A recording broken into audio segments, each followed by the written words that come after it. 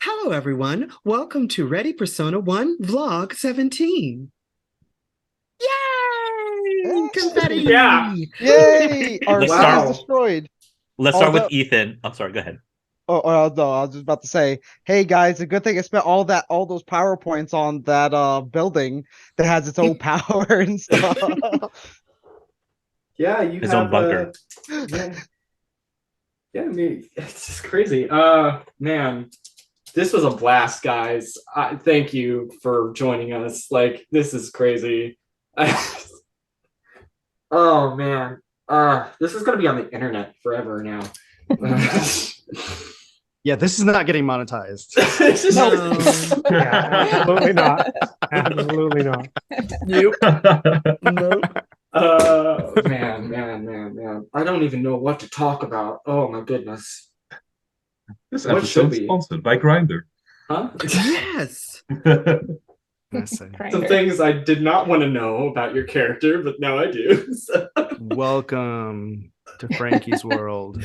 Right. Yeah. So let me- World.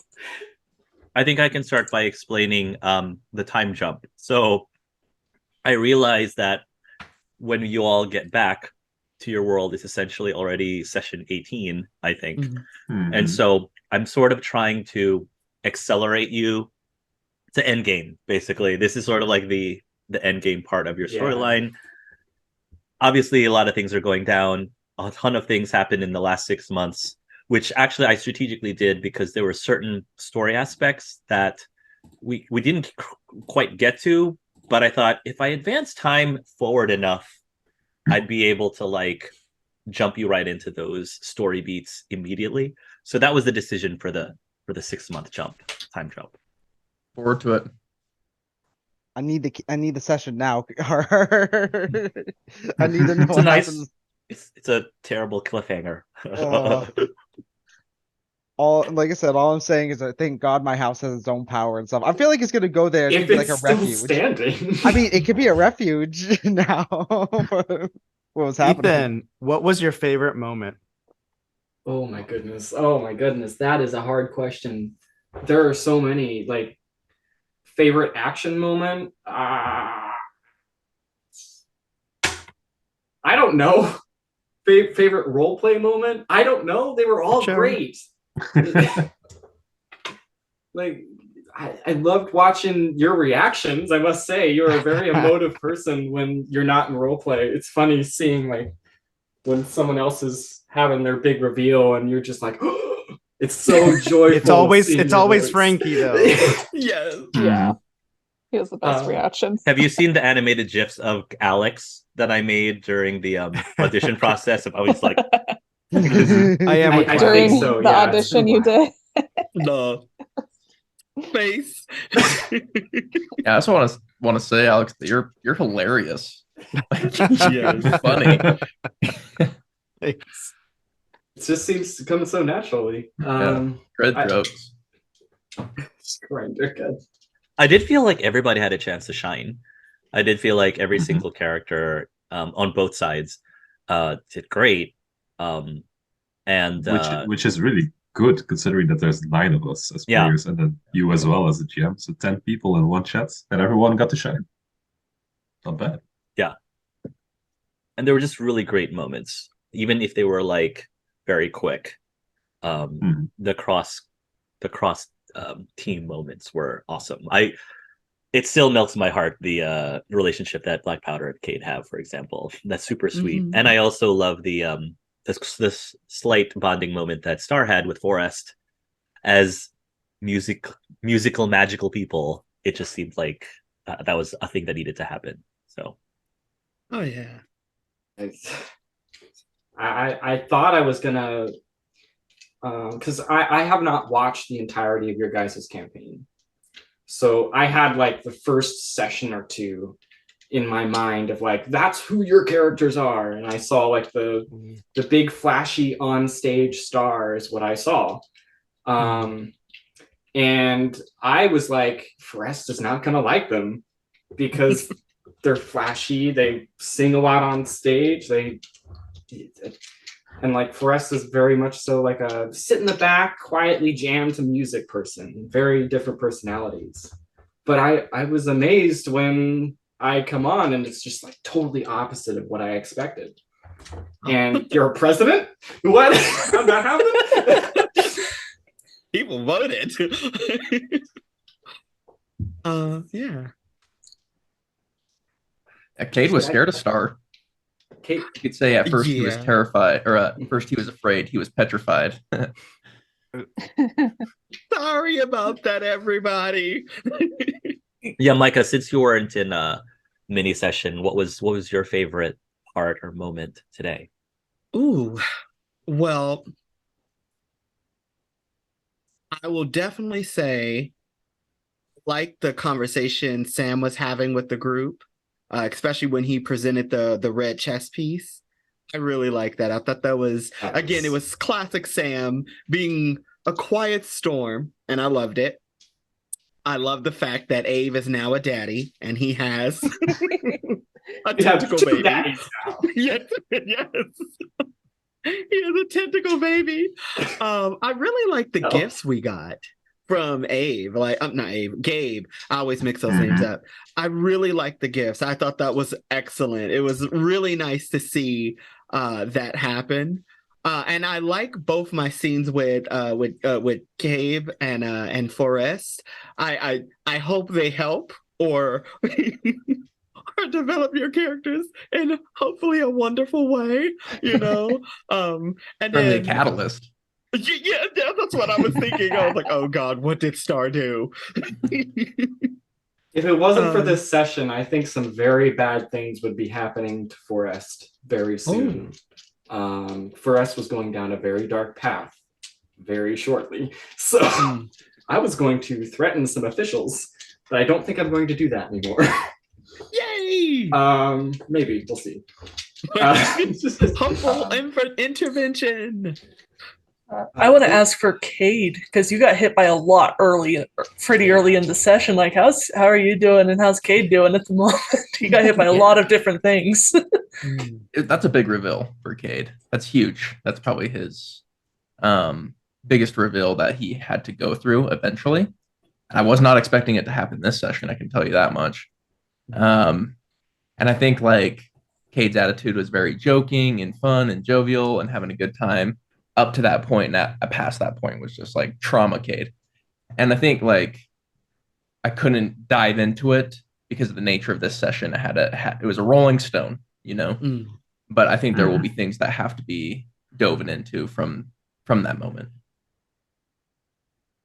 Yeah, I love that. It was super cool to watch the two of you interact, and I'm getting excited to see what happens next. I mean, me and you would probably have had a similar conversation of that caliber, but I just could not do it the same way that Star could. Like, I think that'd be better for you, especially if we didn't have this session. For us, wouldn't be good right now. Yeah, it's just this little gem of happiness across like this terrible, terrible things that's been happening to all of us. Just, I needed this. Like me as a player, I needed like a really fun, jovial session before all the shitstorm comes in. Fortunately, go ahead. Sorry.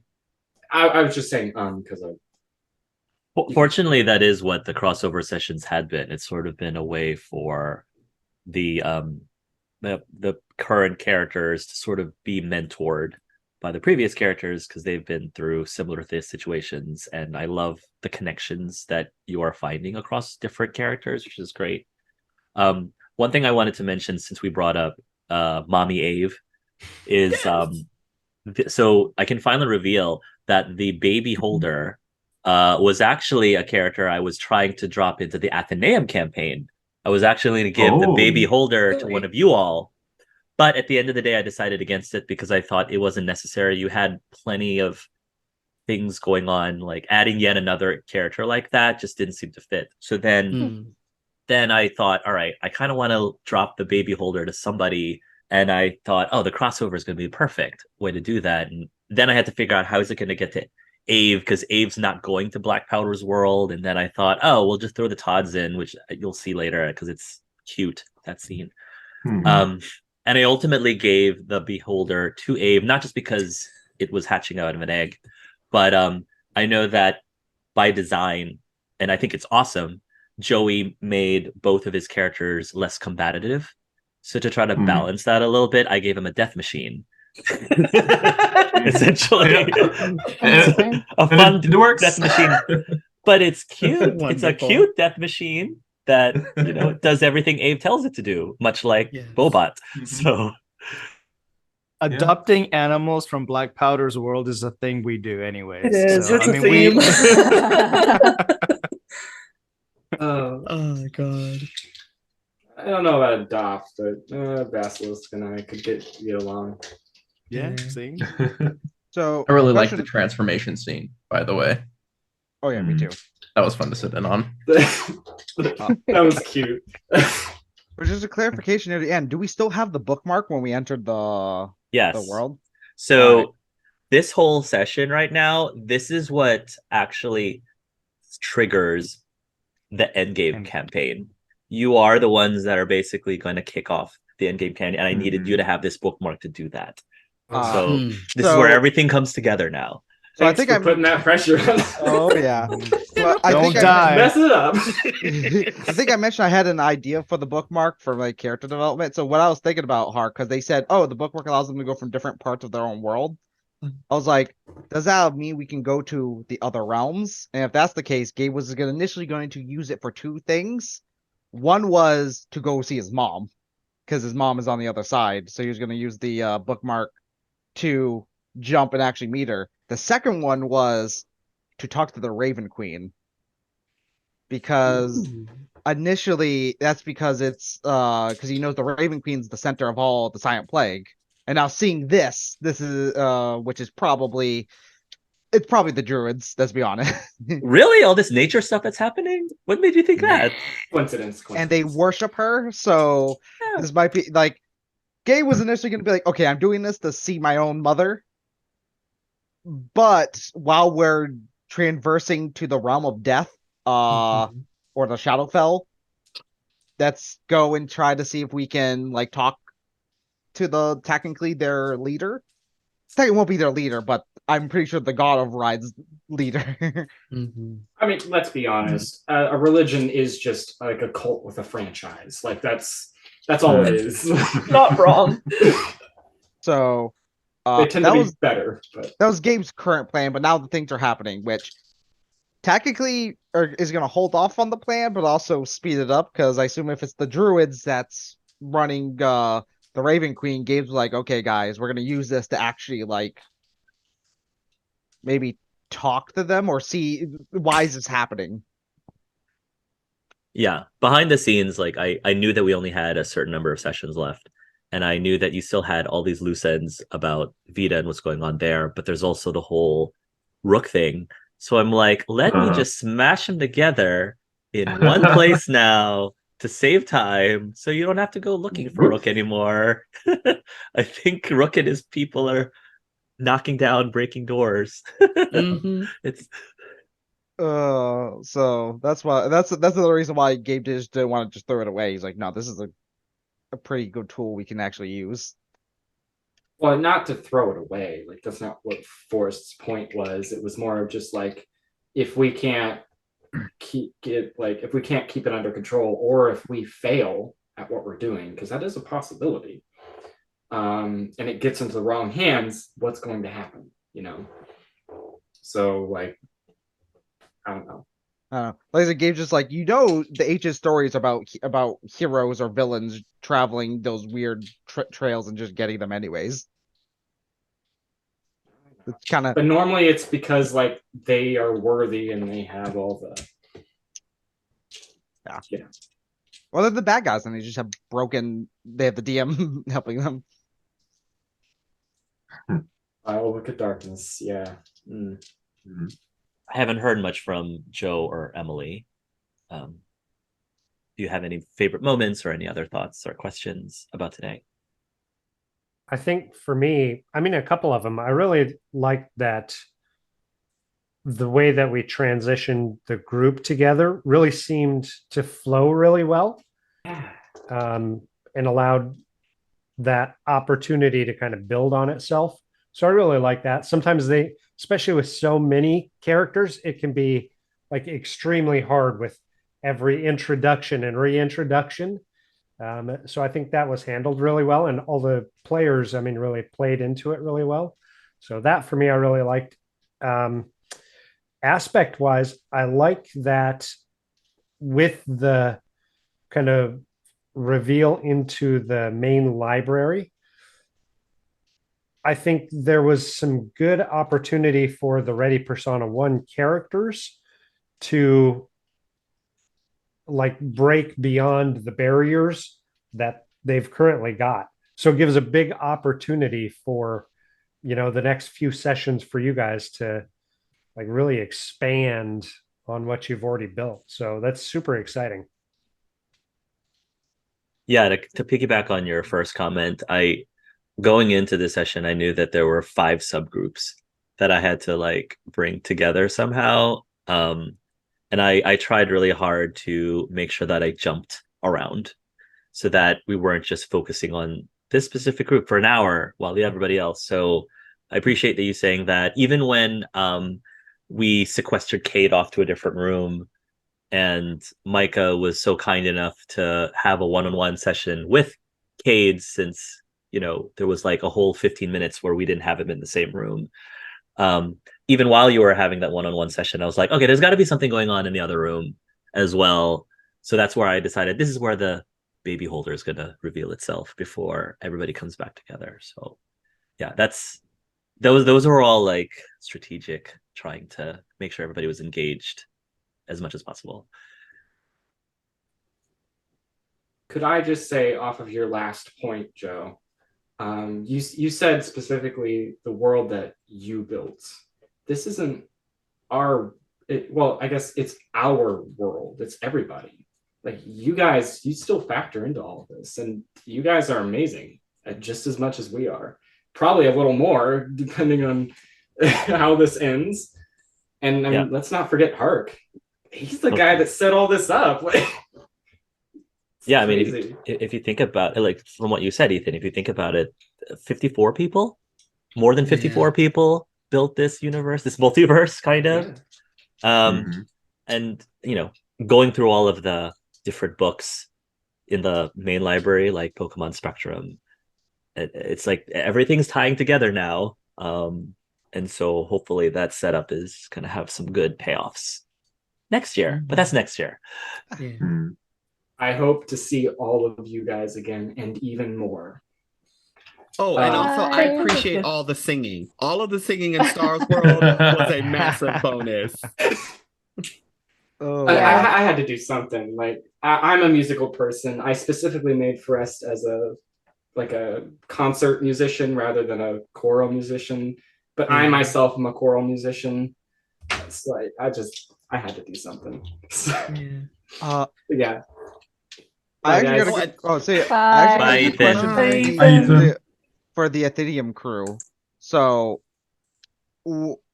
I know everyone at least got some sort of like heard about some people from the person they went with.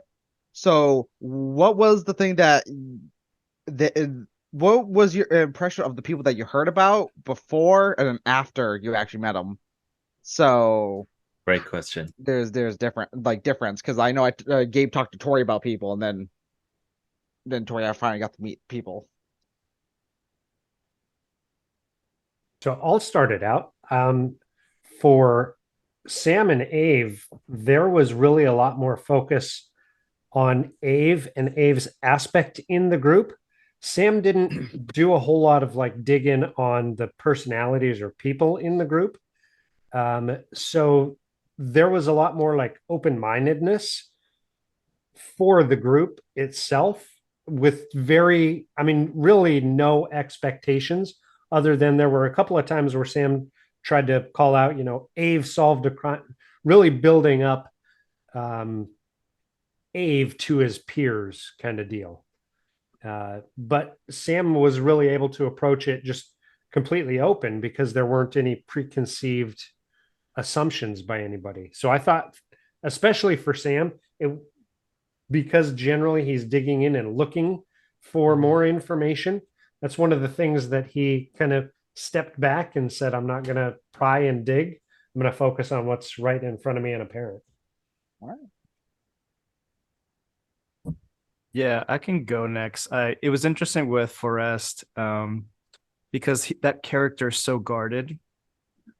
And it was interesting at first, Frankie was peeling at the surface of who his companions were. And he would get a little blurb here and there, but it got to a point where they really like connected. They literally telepathically bonded and were communicating telepathically, where Forrest like became very vulnerable and revealed a lot about himself and his connections to the others. And in a way, like Frankie wanted to respect that in this session, meeting everyone. Like he didn't want to completely go to Cade and be like, hey, I want to like, I'm just watching you. You know what I'm saying? Like, just, I heard about Ave or Ave and was like, oh, so this is the bird creature who is now a trash panda. Okay. That's a thing. Yeah. Enjoy it, pal. Yeah, I'm used to the crazy. So yeah, that's how Frankie was, and how I approached it for Frankie was like that. Oh boy. So with Cade and Black Powder, it was a little weird because they actually opened up more about like both being killers before even mentioning his friends. And they didn't talk much about the others. A lot of it was like, yeah, no, these people, they always told me just don't kill and all that. And Black Powder's like, well, that's kind of bullshit. They're simplifying it way too much. And like he started out just immediately kind of being like, oh, these guys are like, they're all just different versions of Sam when we first met. Kind of. And like they're these like he, and the most he heard about was like their money daddy. Because yeah, Cade also called Black Powder a daddy at one point, so I was like, oh boy. And then after meeting everybody, he legitimately does not like Gabe. Yeah. He really doesn't like Gabe. Like daddy competition. Well, not only that, but it's like because he got to bond with Cade better than a lot of people did, and in a way, like Cade understood BP better than a lot of the Athenaeum crew do. Athenaeum crew accepts that Black Powder's been a bad guy and that he will still occasionally do bad things for right reasons, but they still don't get it. Cade gets it, and Black Powder gets Gabe. So he sees Gabe and the others being really close-minded. It's like, hey, look at it from his perspective. He doesn't have much of an opinion of Ave just because they didn't interact a whole lot. He just thinks he's kind of weird and neurotic in a weird way. And he just feels really, really bad for Forrest, just because he just seems so nervous all the time. But yeah, like, he didn't have much of an opinion other than, oh, these guys are uptight, law-abiding citizens who don't think that the law itself is ever the issue. Yeah. I think at that one, I remember Gabe said, like, everyone eventually gets their comeuppance in the end. And I think that comes from Gabe literally, is currently, especially now, believing, like, that there's an afterlife, and when you get sent there, you will be judged. So he's like, we got to kill these people now. He's like, look, everyone gets their time. Yeah. And yeah, so that's his, because he's, like I said, he's an Asimar, so he's the higher... Like, he feels that higher connection, even though the gods don't like him. And like, I get that, but at the same time, BP's not like, it's not anything about judging like punishment. It's literally about keeping people safe. Yeah. Like when we were talking with Kate, it was like, go after the people who are actively harming children, who are stealing money from the poor and causing them to be homeless, who are mass murdering people just because of a race or their sexuality. Like, go after the people who are actively harming others. That way it's like, whatever judgment in the afterlife is whatever, but at least you're actually making the Yeah. place better than just killing old folks. I think they Because old also folks can be good. Justice. It's justice. Justice is what we Well, call it. I think also stems from because Gabe's mom literally like did the thing where she like switched someone's death to someone who's way worse, but even she still got penalized for doing that. So in Gabe's eyes, he's like, it doesn't. Yeah, and at the same time, BP can Then- understand is like, yeah, sometimes killing people feels good. So Yeah. if you're not gonna stop, if you can't stop, at least redirect it. Oh. Because like you can like see both characters' stream of logic to get where they're at, and yeah, like I don't think in a long conversation Gabe and BP would end very well.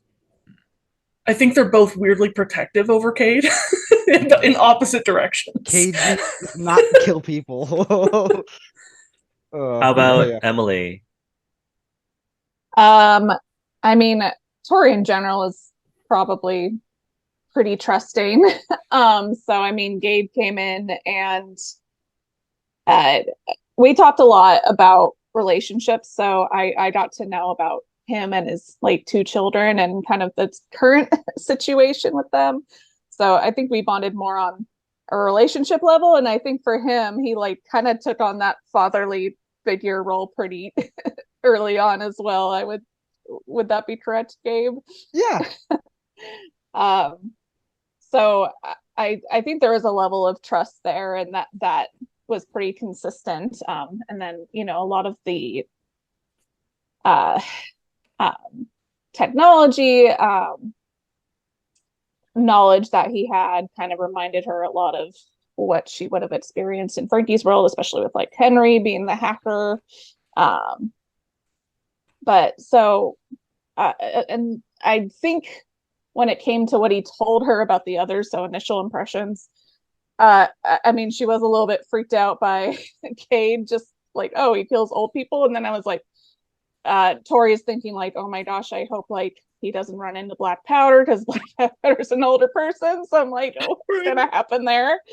But then to Tori's surprise, like when she sees Black Powder and Cade actually hit it off really well, definitely changed her perspective. And him being in a rehabilitation program and BP saying, oh no, he's a good guy, like he's not gonna do it for bad reasons anymore or only do it to bad people, I think changed her perspective of him a little bit. I mean, still careful, but yeah. And then I think Gabe also talked a little bit just about how they got into the situation with not Yellow. Forrest. With Forrest. Yeah, I think she just didn't know what to think of him at first. But I think we didn't really get to talk it out, but I think there's something they could have related on to with like entering a different reality, because Tori had her own experience with making a choice between 2 realities. And so I think there could have been some conversation there, but yeah, she definitely picked up on a lot of his nerves, and she just wanted to like reassure him that it was going to be okay. And then Ave, we only got to interact for a little bit, but I was just so sad to disappoint him that I wasn't this teacher. He was so sad. So I was wondering if that's just he hasn't come across any other people of his own kind. So Yeah, Genkus are really rare. Yeah. There are not that many around, so the moment that it's I still ship beautiful them to see that regardless. Yes. I still ship them. Hart, what was your favorite moment? Yeah. I'll tie in that with the question that I was going to ask. So I think my favorite moment will be the "We Will Tell You What You Know" music number. So my question to the group is: does anyone have any anecdotes or any behind the scenes things to share while you were working on this particular project? I don't know if anyone has any anecdotes. I think like there's a scene when you basically talk about Gabe's life. I have myself looking around. I'm just basically imagining Gabe was like looking around, like how the hell does everyone like know How do people know about my kids? How do people know about about my love life? Mm. Yeah, so that's the only thing I found fun. Mm. Also, I had This to is redo about something because I had a higher tone in one, so it's like it matched with like Aves too much. oh. I Mm. think the rewriting of the song was brilliant. Mhm. Mhm. Yes. You know, it kind of introduces the characters so well. It introduces a problem very well, and then it Mhm. introduces our characters like, well, we can help you fix this problem, and then it's like it's happening as the song is progressing. Yes. I think that's really really cool. So, yeah. Yeah. It's just a small thing. I was doing the lip syncing video right before the session, so I was working on that. I had like some take 5, 6, 7. I was just small mistakes that I just god damn it, redo that. And then I had this one that what went really well. I was like, yeah, this is the one. And then I started looking at it. I still had the snowflake filter from one of the previous things that we had for the Christmas session. That was still on. I was like, god damn it. So, redo. Oh So, no. I was looking at like, what are the small white dots? Wait. And then I looked at my recording. I was like, oh no. God damn it. I have like 11, 12 takes or something just to get it right. Were you going to say something about the song, Micah? Oh yeah, I was pretty much the same thing as Joey. I literally did all versions of Star singing the exact same song, but all doing very different things. So that was a lot of Mhm. work. I need to edit it, well, sync it and edit it and send it to you. I'll be working on that between today and tomorrow. The other thing I was gonna say was for the cards that I made for you guys. I specifically asked Hark, what was your major arcana or your dominant card? And when he was like, Mhm. "Oh, the magician, the world, the emperor," and I think Cade was the hangman. So that's why I put those themes in the card. So it's kind of representing, that aspect of the game. Since I know tarot cards is a part of like you draw from your arcana. I think before you play Mhm. or during while you play or something like that. So I said, "Oh, that'll be fun to put in there." Mhm. Yeah, I love that extra touch. Your drawings, as usual, are amazing and very much appreciated, Micah, No even though I know problem. you are a very busy person, especially lately. So thank you for that. Yeah. Um, Yeah. The animal forms are really cool. yeah, Oh, cool it's beans. very cool. I wanted to mention because I think I said this to the RP1 players, but I don't know if it was in a vlog or not. But I did specifically pick We Don't Talk About Bruno because it involves so many characters in it, and Mm. it is a song that is very well known right now. So it was like between that and I think Bohemian Rhapsody was another one I was thinking about too because it's a relatively long song, but it just doesn't have that I could do more with We Don't Talk About Bruno and because it specifically is written for multiple characters. And so I'm super happy by how it came out. So thank you all for working on it. Mm. Oh yeah. It was It was really really fun to cool. do. I Oh need to yeah. record my lip singing portion, but Yeah. recording the singing part alone was really rough because I was super sick. Oh. Mm. So I just have not had the energy. I'm still recovering. Yeah. Yeah. Oh. You still have time. Like I can extend the lip syncing video for another week if you'd like. Mm. So again, all I ask is for consistency's sake, try to wear the exact same thing you're wearing right now, if you can. Oh. Exact same thing you're wearing now during the video for consistency. Um, Mhm. I would just one small thing. Oh, I want to know about for the at the name characters, at the name people. Like how was it to just jump back into your character? Oh, Gosh. so easy. It This was was so nice. easy. I really missed doing this, Mhm. and Mhm. It feels interacting good. with our party again was I love these people, so it was really Yeah. good to do that and Mhm. to meet Right. all of your characters too. Yeah. Mm. It was a lot of Because fun. because a cool thing that I noticed was that the dynamics were immediately there again. It's just within a few seconds, everyone was just the same character within this group, and it was really fun to see. Yeah, there was no like warming up or anything. We just jumped No. right back into it. Yeah. Hmm. I think it's one of those things where when you spend that much time playing a character, you really get to know him inside and out. So you Mhm. can jump back easily into him. So yeah, I thought it was really good.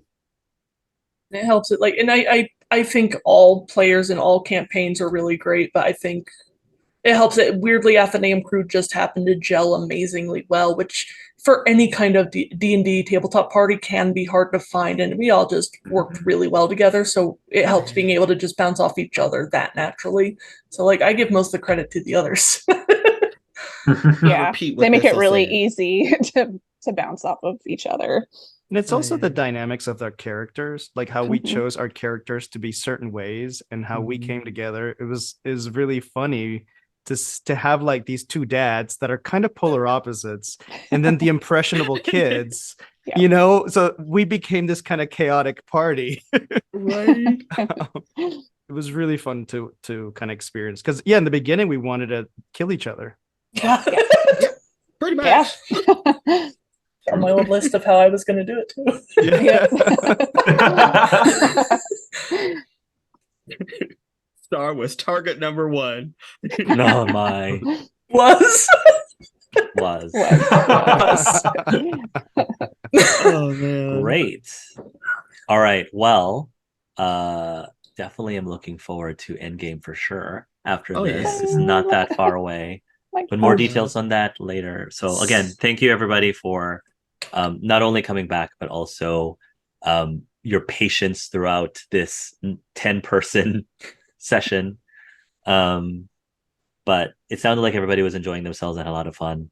And I definitely miss, of course, the Athenaeum players deeply. So it was great to be able to spend time with them and hang out with them with these characters who I, of course, also fell in love with. And yeah, with that, I will say farewell for now, and I will talk to you later. See ya. Bye. And Bye. Bye.